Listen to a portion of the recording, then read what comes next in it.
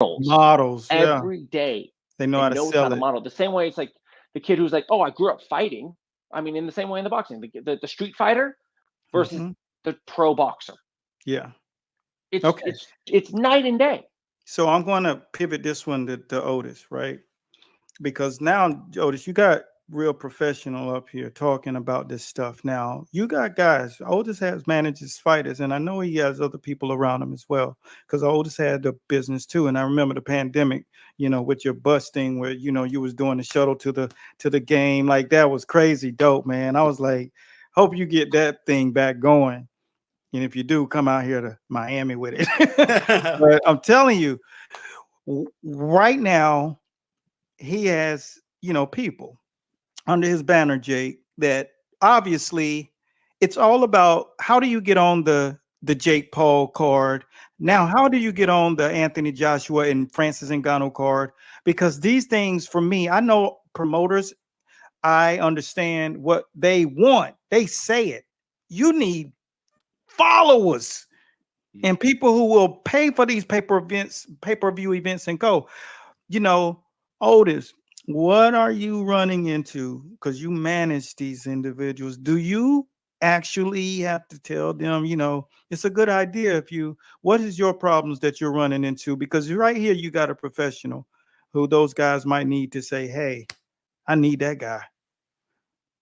Well, as far as with the athletes, I run into the problem of them just not listening to good advice. And then on top of that, I run into a lot of things where old school boxing was, hey, I can fight. I look good while I fight. I win.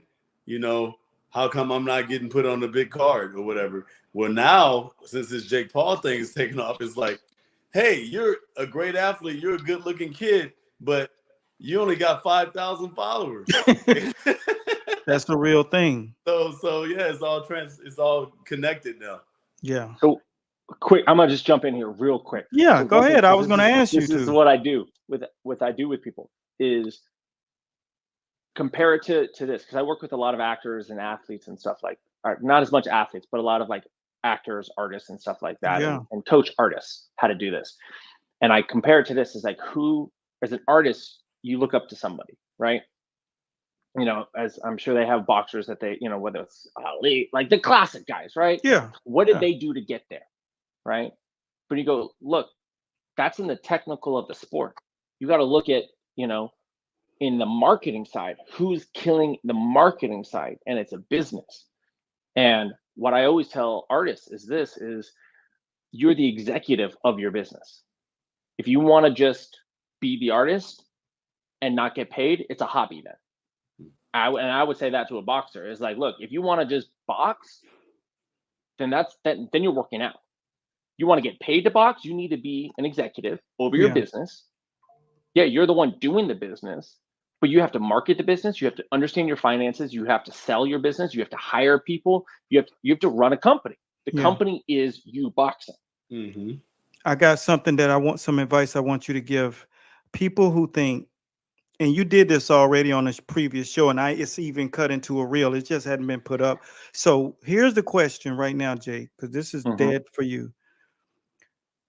What the hell would a guy do who does not want to show himself doing what he actually does in training? And I know you know what to tell him what to do to still be active. What can that guy do? Because we have this situation several times over there. Like, I don't want to show people what I'm doing. So run the red carpet with this thing for a second. I mean, there's so much you can do. I mean, okay, just don't show that one. Like, if there's some proprietary thing you're doing, like for example, there's a client of mine that I consult with who builds tiny homes, right? Oh, that's cool. I like the tiny home. Yeah, but again, there's proprietary stuff. I was like, oh, dude, because he posted something on his just personal channel. And I want him on the show. Sounds good. Yeah. He posted something on his personal channel. I was like, dude, you gotta post that. That's some good content there. You seen that? I think you might have just sent it to me. Yeah, Have you the ever tiny seen? homes. Yeah. Say it again. They're No, I was big just asking Otis, had Northern he seen California. it? They're big, and from San Francisco to Sacramento, tiny homes are huge for the homeless people, definitely. Yeah, Wow. but he makes proprietary tiny homes. He's designed it himself that go specifically for like off-grid short rentals, like in the desert or it's like in anywhere. It's called Stargazing Homes. Check it out. They're super dope. Great investment opportunities. Little plug for him. But he was showing, I think he actually just texted it to me. He was like, hey, this is where our most recent build. I was like, oh, this is great content. You got to post this. He's like, look, this is the only proprietary information that keeps me ahead of my competitors. And I was like, great. Okay, don't show that. He's like, okay, that's the one thing I cannot show online. But there's so many other things. So I'm going to use this as a comparison, right? Yeah. He could show the done builds. So you can show the done fights. You could show all your prep before a fight of like, show what you're eating every day. Well, don't you think it's just about communicating with them, not so much the details? But that's what it's like. But people get lost in the details. People are like, oh, I know, I need to communicate. What do I say? And that's because that's the first issue I run into with every. That's like if a client does have an issue, this is the first issue they have. What? Yeah. Excuse my language, but what the fuck do I put on social media? Yeah. Right. And so the first thing I always handle is we always write like a list of 100 ideas, so that they never have to think about it. So it just goes natural. You know, Eric, you've been doing this for so long, it goes naturally. Yeah. Go ahead, Joe. Can I ask you this? Is there well, I know there is, because I mean, even before I ask this, but hearing you say this, there obviously is some kind of demographics that you guys study that say, hey, for instance, myself, if you're selling a book or something, people don't want you in front of the camera going, hey, this is my book, like that, or whatever. Like there's this, like you guys are studying like what attracts people to literature, or what attracts people to a fighter or whatever. I think that would help out definitely in the boxing world. Like, hey, yeah, it's great, you're a fighter and everything, but you know, people can only see you shadow box so many times. Like they want, there's some other stuff. So I have a couple free downloads that I can hook Eric up, and so you guys have it. But basically, figuring out like how you create content. Like one of the things is break down your routines and show your routines, and just show that you're doing it consistently. From like, what do you eat? What do you like? So because the thing is this, people are going to want to attract, like, I don't know the boxing world super well, but there's this one guy, which I know you guys are instantly going to jump on his name, but who's super into anime, and he does like all the anime shit before his fight and after his fight. Who, Adesanya? Yeah. Like kind of leaner black dude. Yeah. UFC. Adesanya. Boxing, UFC. But that's him. Oh, sorry, UFC. Yeah. No, like, it's him. You see, that's his personality. That's who he is. You get to go, oh, dude. So all the other guys who might like UFC, might not like UFC, goes, oh, he's a nerd like me, like Henry Cavill. He's a total nerd. Yeah. His nickname is But he's a total nerd. His nickname is Stylebender, like Airbender. So exactly. he buys into the whole thing. Like if you're a big Star Wars fan, talk about Star Wars. Yeah. Show your boxing. Like, yeah, if you're like, hey, dude, I only eat grilled chicken and brown rice every day. Start a culture. Make it a thing. Like Alex Hormozi was like, never skip dessert. He fucking like eating a fucking Mizuki and like froyo and like downing it all. Like, and that literally on his Instagram story every day was never skip. Like you saw him eating dessert at a nice restaurant every single day. So people were like, yo, that's the thing. I love that. Relatable. You can make it a thing. If you got to show up anyway, you might as well show up doing something that people can remember you for.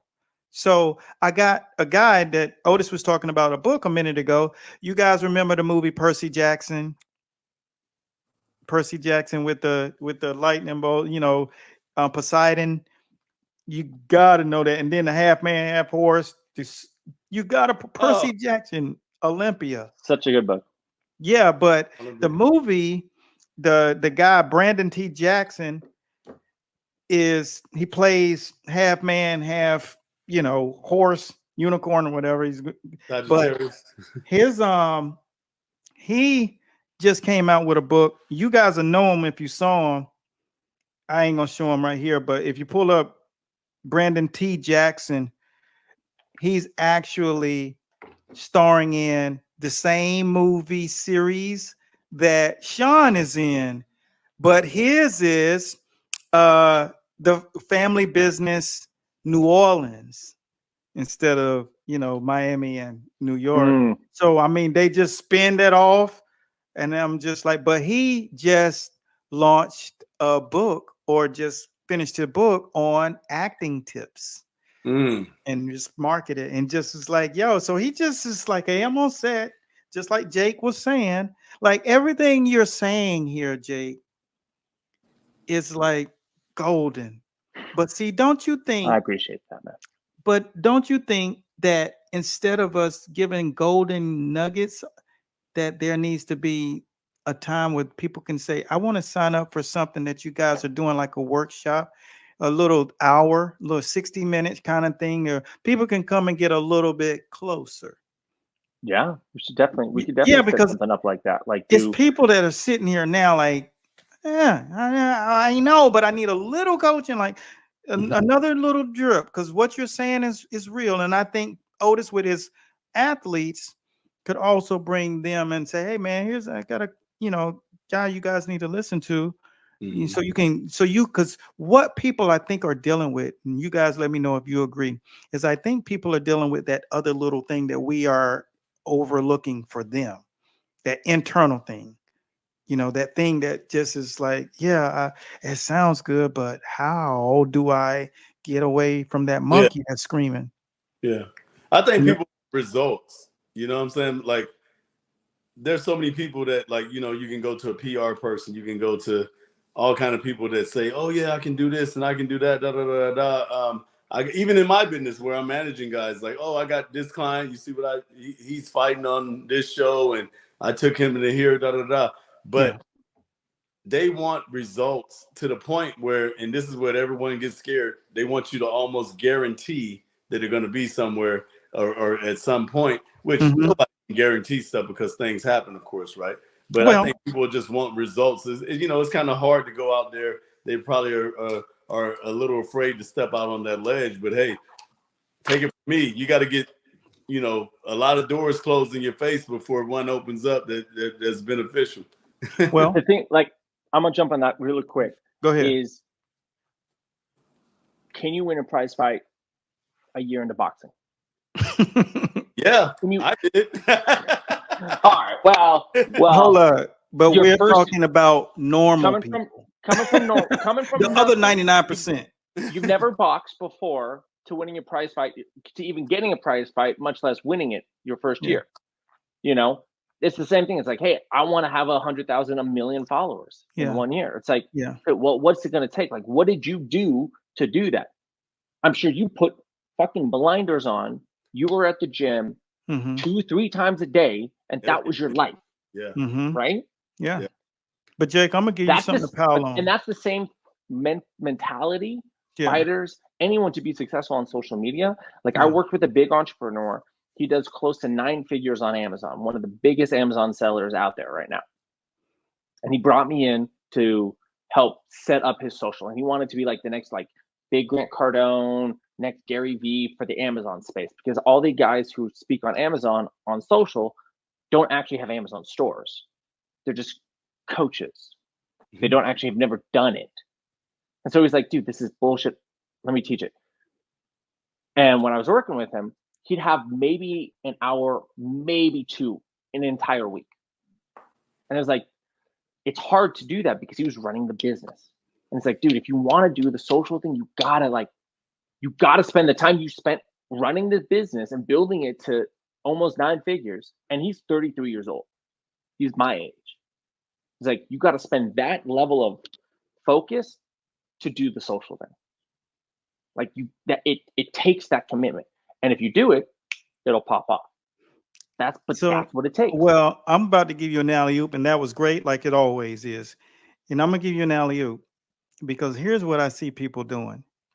They don't realize there's a right road and there's a wrong road. So if you do invest in fixing something, you're investing in fixing it, whether it fixes in a week, a month, or a year. What I think people do is they overestimate what they can do in 1 year and they underestimate what they can do in 5 years. Because what won't happen is you won't grow if you don't invest in growth. If you just keep trying to figure it out yourself, 100% you will not grow.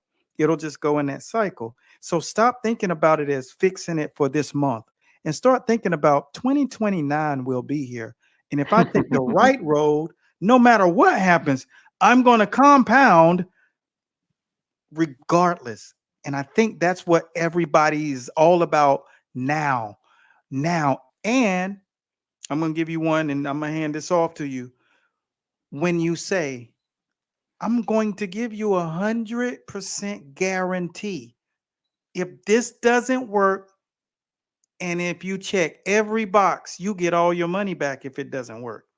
Because the thing about it is people are not willing to actually do what they're paying for, what the guy who did it or the girl who did it and created it, the way they did it.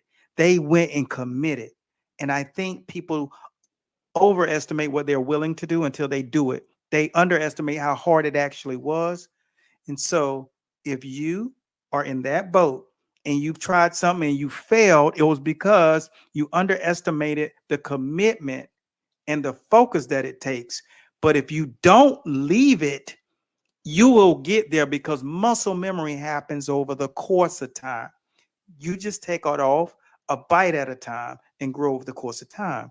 And that's what I think people experience. Stop thinking about when you're about to change something in your life. Don't think about now. Think about with my mindset like this, change, fix, get rid of the problem. Not in 1 month, not in 2 months, but the problem, the change I want it imminent. I want it to impact my legacy for generations to come. That doesn't happen in an hour.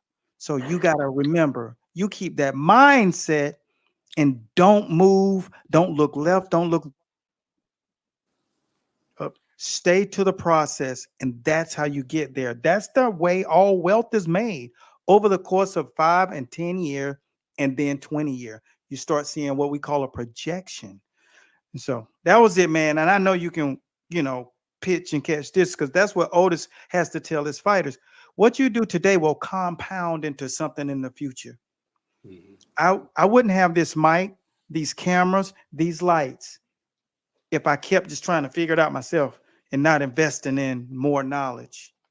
I wouldn't have you guys. I wouldn't have my A-list team up here. I'd have some guys, working in the fast food restaurant, drinking on the show. Like it wouldn't be professional. It'd just be some guys. So anyone that's out there right now, and if something didn't work for you the first time, it was only because you were so anxious.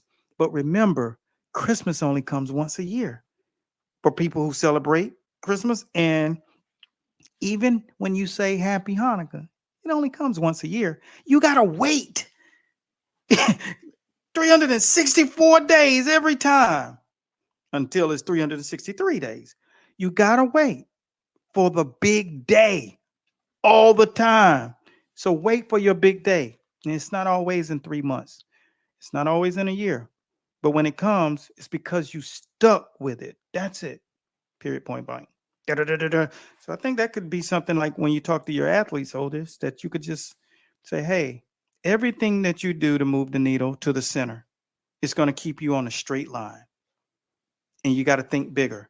If you think accomplish a little goal, then your mind is conditioned to think small.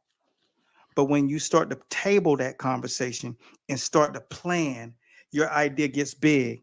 And instead of a little mini house or a tiny house, you're building an estate.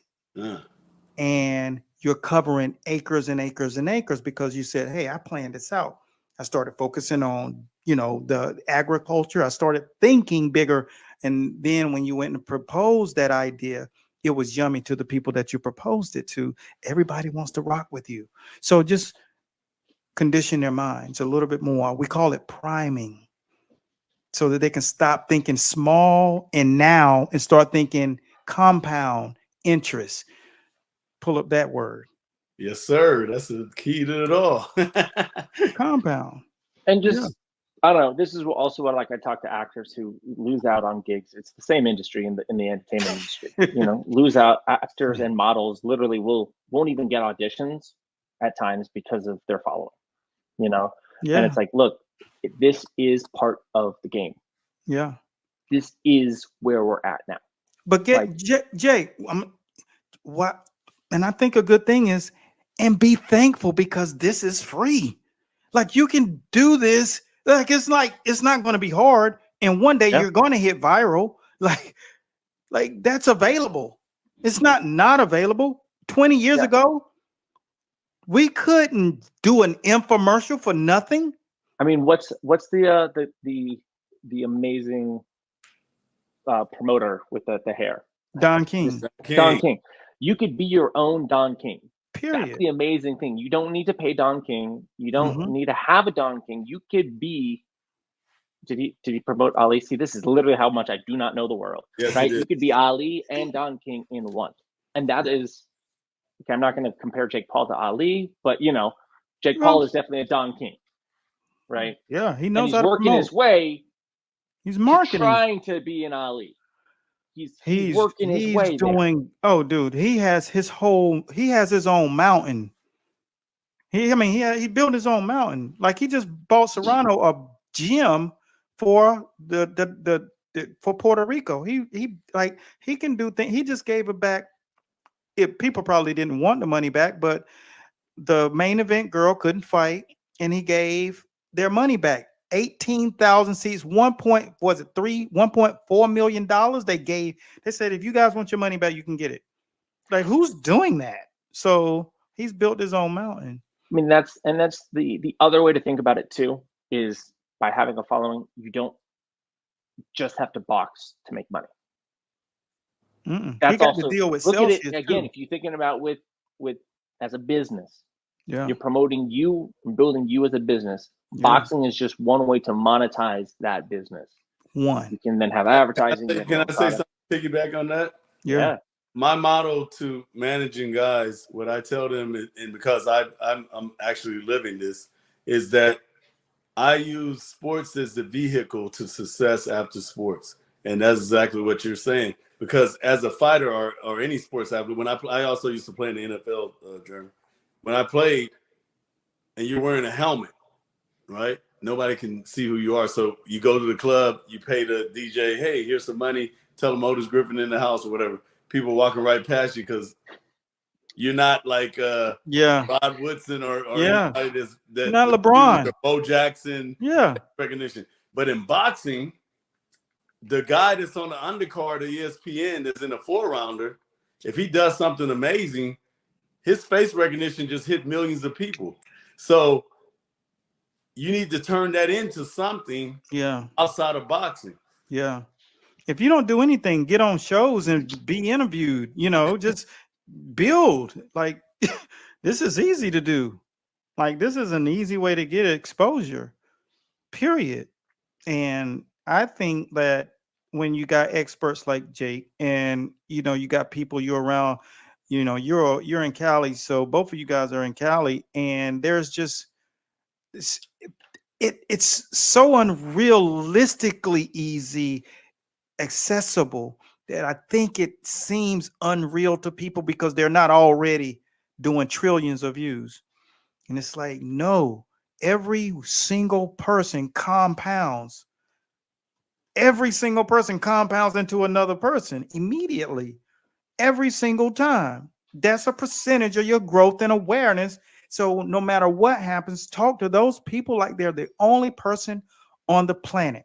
That is how I encompass being able to share stories with people, because I don't think that there's thousands of people. My stream last night, it was 17,000 people, and I did it spontaneously on the feed. And it was like, I wake up this morning, I'm like, dang, that thing is crazy. But I only talk to one person. No matter how many people are on it, I just talk to one person because then the message is clear. I'm not trying